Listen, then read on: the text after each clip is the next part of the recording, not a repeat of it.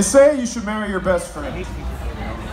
Well, these two, they took that advice a little too seriously.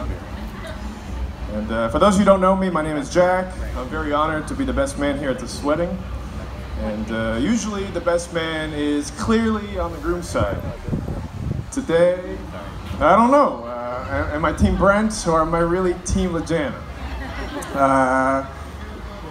I've known them both forever. I remember math class with Brent. I remember French class with Lejanet, running track with Lejanet, and then pretending to play basketball with Brent. In my 20s, I worked on ad campaigns with Lejanet, and now, till this day, probably on Tuesday, I'll make a website with Brent. So, since the 4th grade, we've all been pretty much inseparable.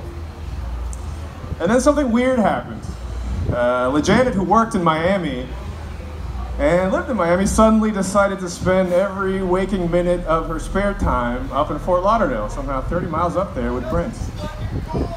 And then Brent, who, we'd go out for beers, we'd get some drinks, he'd get his customary Bud Light, but then would also somehow order something really weird, like vodka soda with a splash of grapefruit, something like that. But I can't remember how it happened, and I can't remember when it happened, but it happened. Somehow, directly, and right under our noses, they secretly became a couple.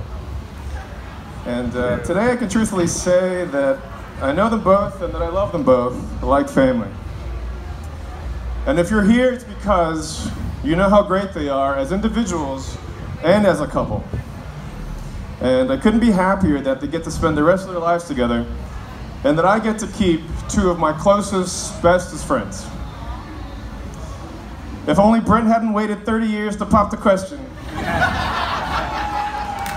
Lejanet's parents could have probably gotten away with a bounce house and some chicken nuggets. So please, join me in raising your glasses to a very special couple. To friendship, to love,